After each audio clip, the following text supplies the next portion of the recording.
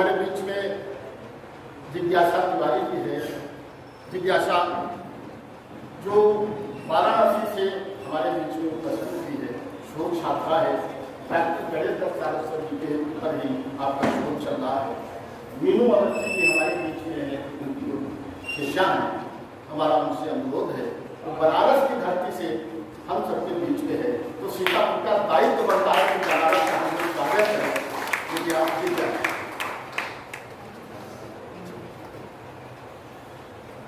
आज मेरे जीवन के बहुत ही गौरव भरे क्षण है। मैं हिंदी सभा सीतापुर के सरस्वती साधना भूमि पर डॉक्टर गणेश दत्त सारस्वत जी के जन्मोत्सव पर उपस्थित हूँ। इस विद्वत मंच को मेरा नमस्कार।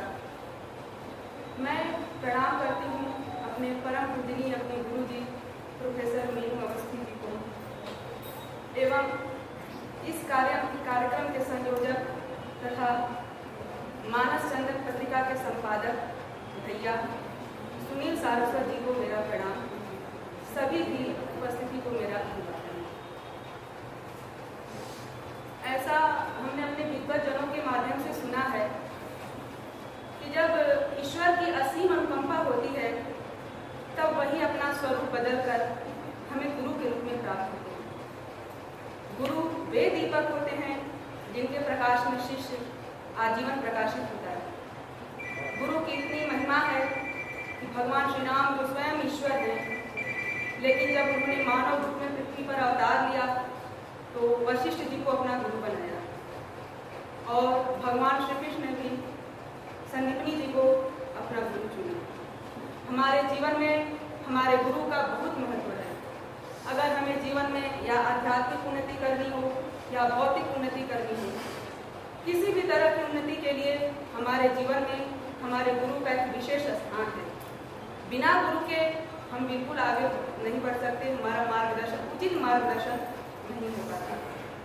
हमारे साथ भी कुछ ऐसा ही हुआ जब हमारा प्रवेश काशी हिंदू विश्वविद्यालय में स्नातक के रूप में हुआ।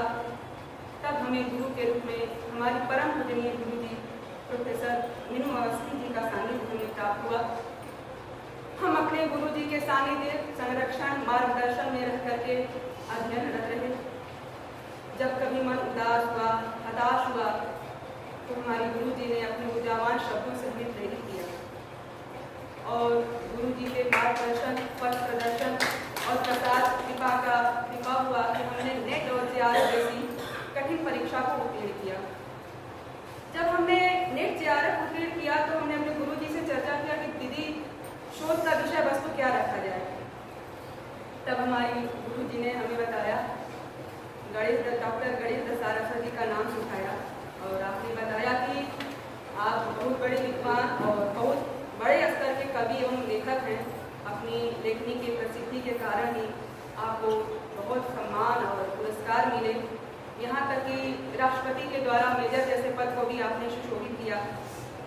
अगर तुम डॉक्टर गणेश दत्त सारस्वत जी पर शोध कार्य करती हो तो तुम्हारे लिए बहुत ही सौभाग्य की बात होगी। हमने गुरु जी की आज्ञा को शुभकार्य करते हुए एवं बड़ी दीदी प्रोफेसर सरल अवस्थी जी के सानिध्य में रहकर आज हम डॉक्टर गणेश दत्त सारस्वत जी के साहित्य का विवेचनात्मक अध्ययन विषय वस्तु पर हम शोध रखते हैं। बीच में किन्हीं कारणों से मेरा शोध कार्य प्रभावित हो रहा था तो हमने अपने गुरु जी से चर्चा किया तो कहते हैं कि जहाँ हमारी सोच हमारे लिए अंत होती है वहीं हमारी गुरु की सोच हमारे लिए आरंभ होती है। और फिर हमारी दीदी ने, हमारी गुरु जी ने, बड़ी दीदी प्रोफेसर सरल अवस्थी जी से बारे में, हमारे शोध के बारे में बात किया। फिर बड़ी दीदी जिनका इतना बड़ा पद है और लखनऊ जैसे शहर में मेरे जैसे साधारण सुखासी के लिए जा के कमरा ढूंढती रही और मुझे आज एक सुरक्षित स्थान पर दीदी ने रखवाया है।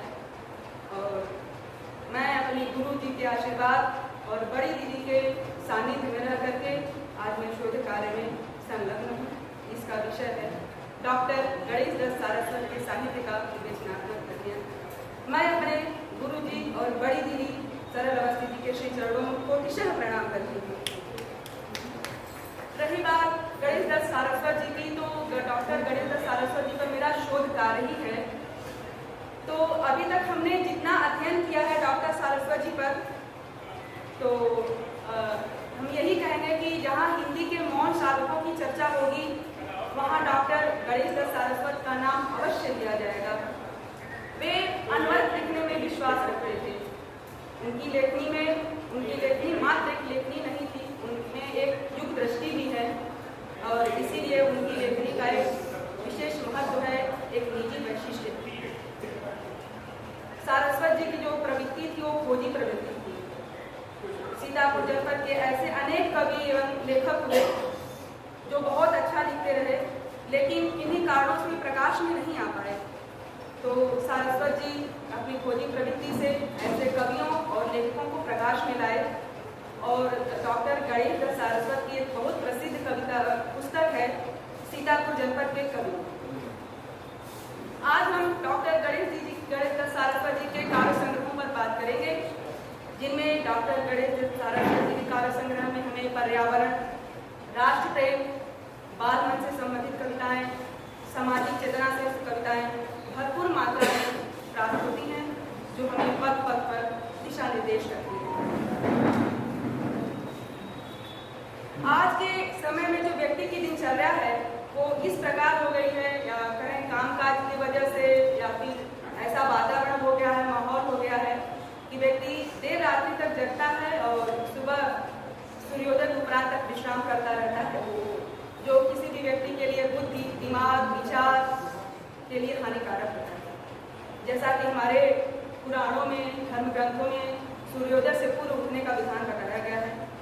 गोस्वामी तुलसीदास जी भी रामचरितमानस में जब भगवान श्री राम के बालक के समय का वर्णन करते हैं तो उन्होंने बाल कांड में लिखा है कि प्रातः काल उठ के रघुनाथा, माता पिता गुरु नावहि माथा।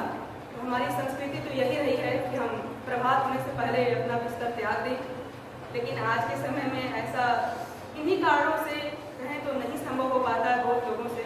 तो इसी बात को सारस्वत जी हमारे समाज को जागृत करते हुए, चेतना देते हुए लिखते हैं, जागिए अब तो बहुत ही सो लिए, छोड़िए तंद्रा कि उठिए डोलिए, दे रही दस्तक किरण है द्वार पर, रोशनी कहती है कि खिड़की खोलिए। गणेश दत्त सारस्वत राष्ट्र प्रेम हमें विविध रूपों में प्राप्त होता है।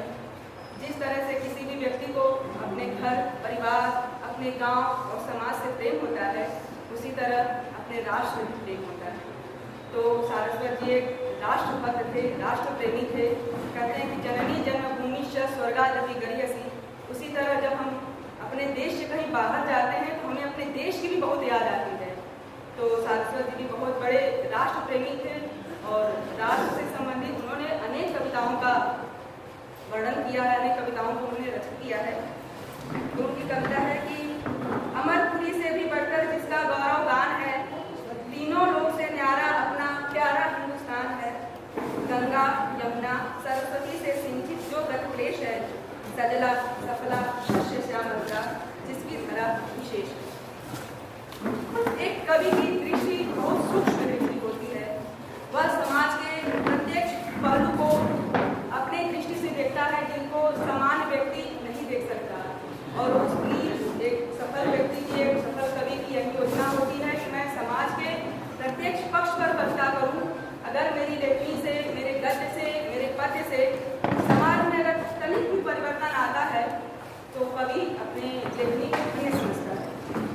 तो सारस्वत जी मानव जीवन को प्रभावित करते हुए अच्छे दृष्टि को, अच्छे मार्ग में जाने के लिए वे कविताएं लिखते हैं कि अगर चाहते हो रहो सदा स्वस्थ सानंद, तो दोहन प्रकृति का करो तुरंत ही बंद। हरे भरे हैं वृक्ष ये हरित क्रांति साकार, इन्हें काट कर मत करो अपने परिवार। बच्चे राष्ट्र के भावी नागरिक होते हैं, उन्हीं पर राष्ट्र का भविष्य निर्भर होता है। एक राष्ट्र चिंतक होने के नाते डॉक्टर गणेश दत्त सारस्वत जी ने बाल मन से संबंधित अनेक कार्य संग्रहों की रचना की है, जैसे गुड़िया हो गई सयानी, डॉक्टर बाबा, ऐसे बहुत बाल मन से संबंधित कार्य संग्रह हैं तो बाल मन से संबंधित एक कविता है कि अगर तुम्हें बनना है कुछ तो पढ़ो लिखो भरपूर, जग में मान वही पाते हैं, गान उन्हीं के सब गाते हैं, पढ़े लिखे जो होते हैं वे ही दुनिया में पूजे जाते हैं। इस तरह डॉक्टर गणेश सारस्वत जी हमारी आने वाली पीढ़ी को सचेत करते हैं, शिक्षा देते हैं कि आप पर भावी राष्ट्र, भावी भविष्य आप पर निर्भर है, आप सचेत हों, जागृत हों। इस तरह से अब अंत में मैं सारस्वत जी के लिए कविता कहूँगी चाह रही हूँ। ज़्यादा समय नहीं लूँगी क्योंकि हमारे से बहुत बड़े विद्वत लोग बैठे हुए हैं, तो मैं अपनी वाणी को विराम दूंगी। हे शांतिमान कवि कांतिमान, दे दीप्यमान सच्चे अमान, कविता हो या हो गद्य, रचा हिंदी भाषा का कीर्तिमान, विद्वान मनीषी उमादत्त कुलकीर्ति, कोश हे कवि नंदन, वंदन